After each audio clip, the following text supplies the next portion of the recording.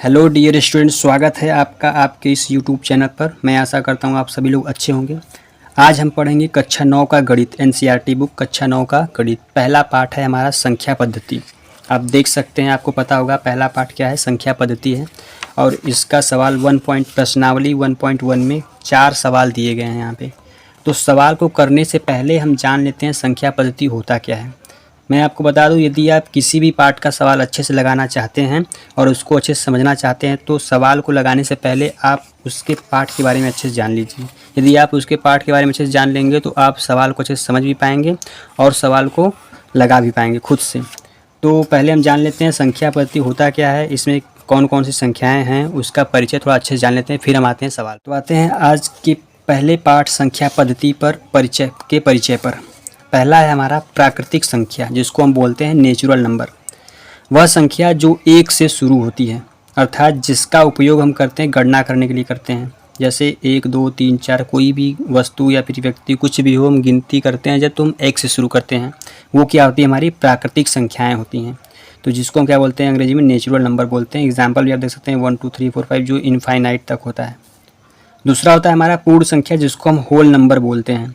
वह संख्या जिसमें प्राकृतिक संख्या से पहले 0 जुड़ जाए, यानी प्राकृतिक संख्या 1 से शुरू होती है और पूर्ण संख्या क्या होती है हमारी 0 1 2 3 4 5 इनफाइनाइट तक होती है। ये इसे हम कहते हैं पूर्ण संख्या।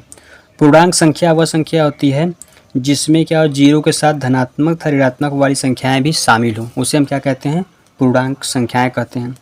मैं आपको इससे अगर पेज पर समझा दूँ थोड़ा सा अच्छे से कि क्या होती है तीनों, तो देखिए जैसे अगर हम यहाँ पे बात करें पहले प्राकृतिक संख्या रेखा पर, तो प्राकृतिक संख्या इसमें क्या संख्या रेखा पर होता है 0 प्लस माइनस सभी होती हैं संख्याएं। तो जो +1 +2 +3 +4 ये इनफाइनाइट तक होता है, ये क्या होती है, हमारी प्राकृतिक संख्याएं होती हैं। ये प्राकृतिक संख्याएं होती हैं। लेकिन इसमें क्या होता है, 0 भी होता है। अगर इसमें 0 जुड़ जाएगा तो ये क्या हो जाएगी, हमारी पूर्ण संख्याएँ हो जाएंगी।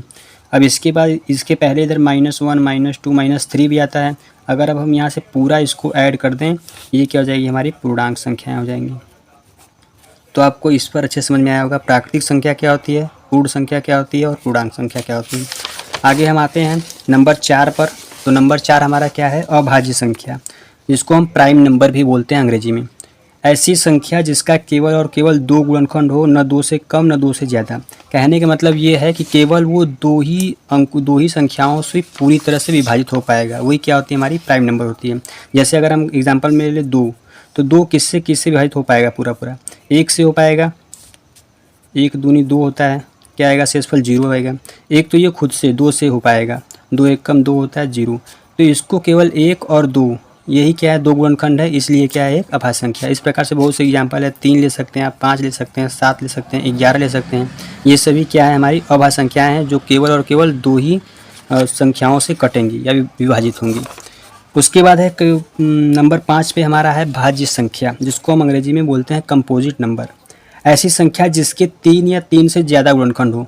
कहने का मतलब वही है ऐसी संख्या जिसको 3 या 3 से ज़्यादा लोग उसको पूरी तरह से विभाजित कर पाएँ, जिसका शेषफल क्या है, हमारा 0 आ जाए, वो क्या होती हैं, भाज्य संख्या होती है। जैसे एग्जांपल ले सकते हैं, पहला सबसे छोटी हमारी भाज्य संख्या क्या होती है, 4 होती है। ऐसे भी क्वेश्चंस आते हैं कि सबसे छोटी समभाज्य संख्या क्या होती है, तो 4 होती है। आप देख सकते हैं इसको 1 भी काट देगा पूरी तरह से, 2 भी काट देगा पूरी तरह से और 4 भी काट देगा। तो इसकी 1 2 3 गुणनखंड है। तो 3 या 3 से ज़्यादा गुणनखंड जिसके होंगे वो क्या होंगी, हमारी भाज्य संख्या होंगी। और यदि आपसे पूछा जाए कि सबसे छोटी सम अभाज्य संख्या क्या है, तो वो क्या आएगा, आंसर में 2 आएगा। अब आते हैं पॉइंट हमारा जो 6वां है, वो क्या है, परिमेय संख्या, जिसको हम अंग्रेजी में बोलते हैं रेशनल नंबर। जिसको हम बोलते हैं अंग्रेजी में रेशनल नंबर। ऐसी संख्या जिसे P/Q के रूप में लिखा जा सके, जहाँ Q = नॉट 0, यानी Q बराबर जो नीचे हर होता है हमारा, हर 0 नहीं होना चाहिए और दोनों ही क्या होने चाहिए, P और Q के क्या होने चाहिए, पूर्णांक होने चाहिए, तभी क्या होगा, वो हमारा परिमेय संख्या होगा। जैसे यहाँ पे समझिए, यहाँ पे आप 2/3 लिख देंगे, -1/3 लिख देंगे, -5/7 कुछ भी लिख सकते हैं। ये सभी क्या है, हमारी परिमेय संख्याएँ हैं। नीचे बोल रहा है कि Q के बराबर 0 नहीं होना चाहिए, मतलब कि P/Q के रूप में होना चाहिए। नीचे जो ये हर है ये 0 नहीं होना चाहिए, ऊपर 0 हो जाएगा चलेगा, ये क्या हमारा परिमेय संख्या है। लेकिन अगर हम 1/0 लिख देंगे, ये क्या है, हमारा परिमेय संख्या नहीं होगा। तो जिसे p बटे q के रूप में लिख सकें और जो p और q दोनों ही क्या हो, पूर्णांक हो। पूर्णांक अभी आपको बताएं हम, जिसमें प्लस और माइनस और जीरो तीनों क्या होते हैं, प्लस माइनस और जीरो तीनों क्या होते हैं, मिले होते हैं, वो क्या होती है, हमारी पूर्णांक संख्याएं होती हैं। तो p और q क्या होने चाहिए, पूर्णांक होने चाहिए। सिर्फ एक कंडीशन ये है कि q हमारा जीरो नहीं होना चाहिए, यानी हर हमारा जीरो नहीं होना चाहिए, तभी वो क्या होगा, हमारा परिमेय संख्या होगा, जिसे p बटे q के रूप में लिख सकते हैं। पॉइंट 7 पर है हमारा अपरिमेय संख्या। अपरिमेय संख्या जिसको हम बोलते हैं इरेशनल नंबर, जिसको हम क्या बोलते हैं, इरेशनल नंबर। तो ऐसी संख्या जिसे p बटे q के रूप में ना लिखा जा सके, जैसे करड़ी में यहाँ पे रूट में 3, रूट में 7, पाई भी है, रूट में 11 etc, ये सभी क्या है, हमारी अपरिमेय संख्या है। अब आपके दिमाग में ये भी क्वेश्चन आ रहा होगा कि जैसे अभी हम यहाँ पे लिखे थे -1/2 लिखे थे, ऐसे ही √3/1 लिख सकते हैं, या फिर √7/1 लिख सकते हैं, ये भी तो लिख सकते हैं। लेकिन मैं अभी आपको बताया हूँ कि जो p और q हैं ये दोनों क्या होने चाहिए, पूर्णांक होने चाहिए, पूर्णांक होने चाहिए। लेकिन यहाँ पे ये जो √3 है ये पूर्णांक नहीं है, क्योंकि पूर्णांक में हमारे माइनस वाले आते हैं और जीरो आते हैं और प्लस आते हैं, लेकिन रूट वाली संख्याएं हमारी पूर्णांक में नहीं आती हैं। इसलिए हम रूट वाले संख्याओं को बटे में नहीं लिख सकते हैं, इसलिए क्या होते हैं, अपरिमेय संख्याएं होती हैं। लेकिन एक और चीज़ होता है, जैसे रूट में अगर आपसे पूछे रूट में 4 बताइए क्या है, तो √4 का क्या होता है, हमारा वर्गमूल होता है। जब इसको हम निकालेंगे बाहर, ये क्या निकलेगा, हमारा 2 आएगा। तो √4 हमारा क्या है, परिमेय संख्या है। लेकिन अगर √5 पूछा जाए तो ये क्या है, एक अपरिमेय संख्या है। लेकिन √16 पूछा जाए तो ये परिमेय संख्या है, क्योंकि इसका वर्गमूल निकलेगा बाहर, क्या आएगा, 4 आएगा। √36 पूछा जाए, ये बाहर निकल के आएगा 6 आएगा, ये भी क्या है, हमारा परिमेय संख्या है। तो जो रूट से बाहर निकल सकता है वो क्या होती है, परिमेय संख्या होती है, और जो रूट से बाहर नहीं निकलते हैं वो क्या होते हैं, अपरिमेय संख्याएं होती हैं। और मैं बता दिया हूँ कि आपके दिमाग में ये क्वेश्चन आ सकता है कि √7 को भी एक नीचे लिख सकते हैं, लेकिन √7 पूर्णांक नहीं है, इसलिए ये क्या है, हमारा अपरिमेय संख्या है। आगे बढ़ते हैं हम 8वें पर। ये आसान है। सम संख्या क्या होती है, इवन नंबर, वह संख्या जो 2 से पूरी तरह विभाजित हो जाए, यानी जो अगर हम 2 से भाग करेंगे वो पूरी तरह क्या हो जाए, कट जाए, जिसका शेषफल क्या है, हमारा 0 आए, वो क्या होती है, हमारी सम संख्या होती है। ये तो बहुत ही आसान, आप देख सकते हैं लास्ट में क्या 2 4 0 2 4 6 8, अगर किसी भी संख्या के अंत में आएगा तो वो क्या होगी, हमारी सम संख्या होगी।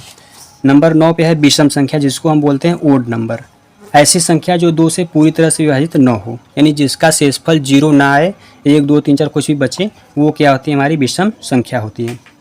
नंबर 10 पर है वास्तविक संख्या, यानी जिसको बोलते हैं रियल नंबर।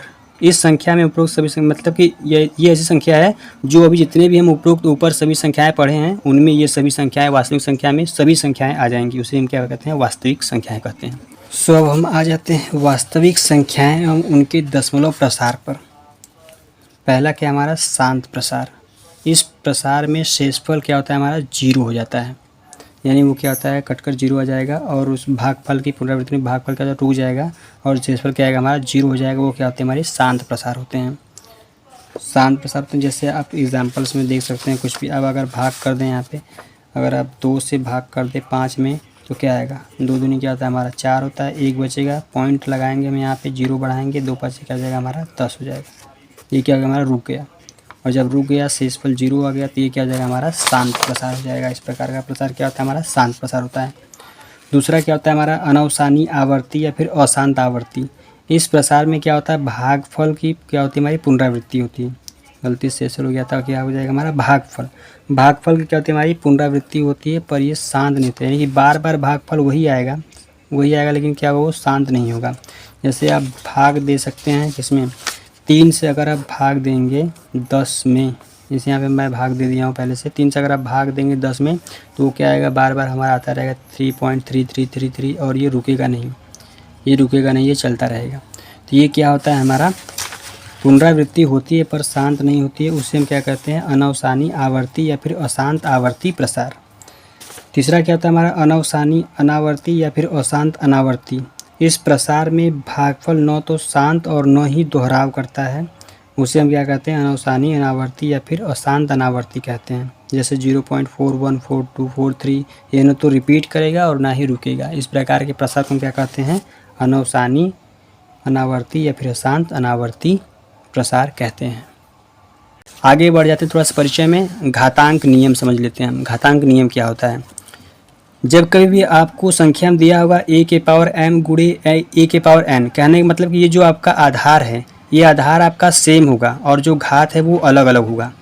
ध्यान से देखिए, जब आपका आधार सेम होगा और घात अलग अलग होगा तो हम उसको क्या करते हैं, गुणा में क्या करते हैं, जोड़ देते हैं। जैसे एग्जांपल मान लीजिए यहाँ पे 2 के पावर 3 है और गुणे 2 के पावर 4।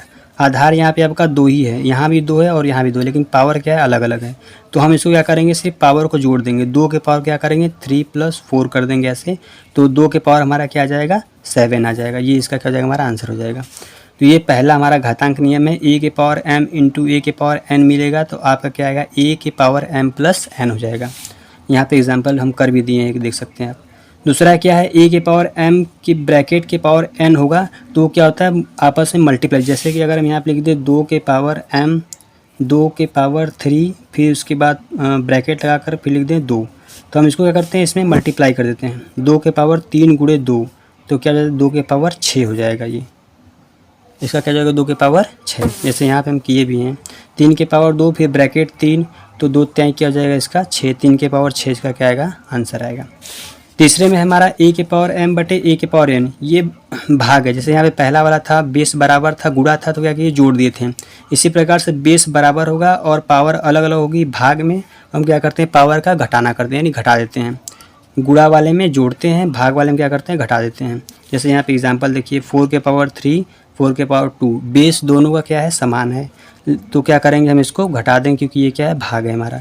तो 4 की पावर 3 - 2 घटाएंगे 4 के पावर 1, तो 4 के पावर 1 क्या होता है, = 4 ही आंसर आएगा इसका। नंबर 4 पे हमारा क्या है, a के पावर m गुणे b के पावर m। अब यहाँ पहले वाले में हमारा था बेस समान था लेकिन पावर अलग अलग, लेकिन इस वाले में देखिएगा बेस हमारा अलग अलग है, पावर समान है। तो क्या करेंगे, हम जो ये बेस है इन दोनों का आपस में मल्टीप्लाई कर देंगे और ब्रैकेट में लगा देंगे हम पावर जो भी हमारा। जैसे a गुणे b है तो a और b का गुणा कर देंगे और उसके पावर जो भी पावर होगा उसको लगा देंगे। जैसे यहाँ पे 4 के पावर 2 गुणे 5 के पावर 2, पावर समान है लेकिन बेस क्या है, अलग अलग है। तो 4 का गुणा 5 में कर देंगे, दोनों बेस का आपस में गुणा कर देंगे हम। 4 पंजे क्या हो जाएगा, 20 और 20 के पावर 2 क्या आ जाएगा, हमारा आंसर 400 आ जाएगा। आखिरी आपका 5वां घातांक प्रसार में है कि a के पावर m और उस पावर की भी पावर हो तो वो क्या होता है, हमारा क्यूब हो जाता है। जैसे यहाँ पे देखिएगा, इसको समझिए, 3 के पावर 2 और 2 के पावर भी 3 है, तो इस 2 का ये क्या है, क्यूब है। जैसे दूसरे वाले में यहाँ पे था गुणा हो रहा था, लेकिन यहाँ पे ये इसका क्यूब है, 2 का क्यूब हो जाएगा। तो 2 दूनी 4 दूनी 8, यानी 3 के पावर क्या आएगा, हमारा यहाँ पे 8 होगा। तो ये आपका परिचय था आज का पहले पाठ का। तो वीडियो ज़्यादा लंबा ना हो इसलिए आज परिचय पर ही रोक देते हैं। अगली वीडियो मिलते हैं हम प्रश्नावली 1.1 का सवाल लेकर के। तब तक के लिए बाय बाय, टेक केयर, अपना ख्याल रखिए। Thank you so much for watching this video. यदि वीडियो अच्छा लगे तो प्लीज़ लाइक शेयर सब्सक्राइब जरूर करिएगा। Thank you so much.